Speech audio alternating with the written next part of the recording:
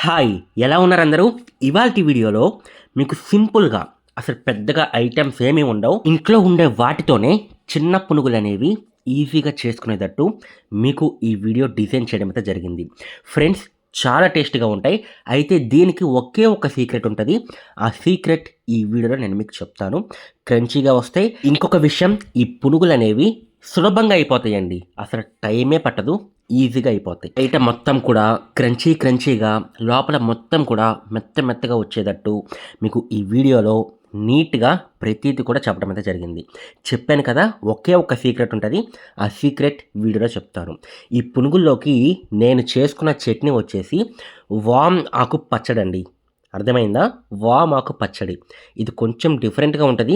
But చాలా బాగుంటుంది. మీకు ఈ చట్నీ కూడా ఎలా చేసుకోవాలి అనేది కావాలంటే కామెంట్ సెక్షన్‌లో చెప్పండి. నెక్స్ట్ వీడియోలో మీకు చట్నీ కూడా చేసి చూపిస్తాను. మొదలెట్టేద్దాం పదండి. 2 ఉల్లిపాయలండి. మీ దగ్గర పెద్ద ఉల్లిపాయ ఉంటే ఒకటి సరిపోతుంది. లేదంటే చిన్న సైజువి ఒక 2 అయితే తీసుకోండి. అలాగే మిర్చి ఒక 4 మిర్చి సన్నగా చిన్నగా కట్ చేసుకున్నాను. కరివేపాకు కూడా ఎంత వీలైతే అంత సన్నగా కట్ చేసుకోండి. ఈ 3 కూడా చాలా సన్నగా కట్ చేసుకున్నాననమాట. పిండి చెప్పలేదు కదా! ఏ పిండి అనేది మినప్పిండి. ఒక సగం గ్లాసు మినప్పిండి, ఒక 2 గ్లాసులు బియ్యం. ఈ బియ్యం అనేది మీరు రావు బియ్యమైనా తీసుకోవచ్చు. మనకి రేషన్‌లో ఇస్తారు కదా! ఆ బియ్యం సరిపోతాయి. సన్న బియ్యం కన్నా ఈ బియ్యమే మీకు మంచి రుచి అయితే వస్తుంది.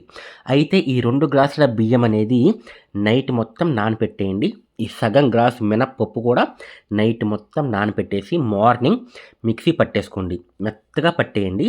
పట్టేసిన పిండనమాట ఇది. ఇందులో నేను ఉల్లిపాయ వేశాను, మిర్చి వేశాను, కరివేపాకు వేశాను. బాగా కలపాలండి. మీరక్కడ గమనిస్తే నేను చాలా సేపు కలుపుతున్నాను. ఒక 4-5 నిమిషాలు. వీటితో పాటుగా ఇందులో సాల్ట్ వేసుకున్నాను.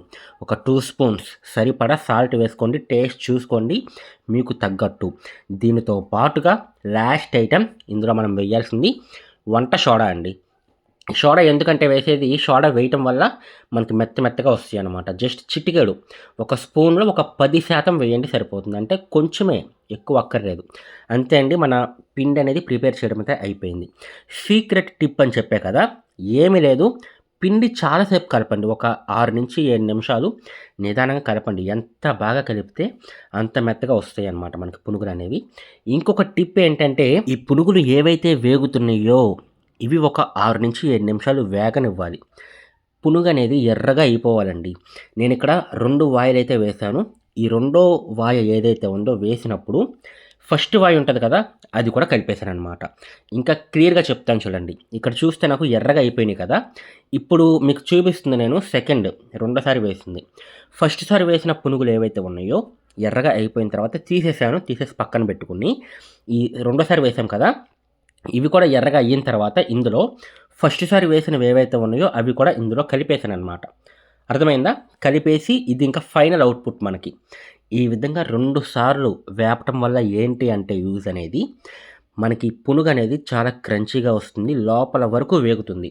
రుచి చాలా బాగుంటుందండి. ఎందుకంటే మనం ఇక్కడ యూజ్ చేసిన పిండి ఏంటి? మినప్పిండి, బియ్యం. ఈ 2 యూజ్ చేసాం కాబట్టి టేస్ట్ చాలా బాగుంటుంది. మనకి గారెలు ఏ విధంగా అయితే ఉంటాయో, మినప్పిండి గారెలు ఉంటాయి కదా! సేమ్ అదే టేస్ట్ వస్తుందనమాట. మనం ఇందులో ఆనియన్స్ వేసాం, మిర్చి వేసాం, కరివేపాకు వేసాం. ఇంకా టేస్ట్ అసలు చెప్పక్కర్లేదు. చాలా బాగుంటుంది.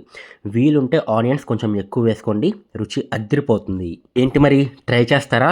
మీరు చేసి మీకు ఏ విధంగా వచ్చిందనేది కామెంట్ సెక్షన్‌లో చెప్పడం మర్చిపోవద్దు. నెక్స్ట్ వీడియోలో కలుసుకుందాం. బాయ్.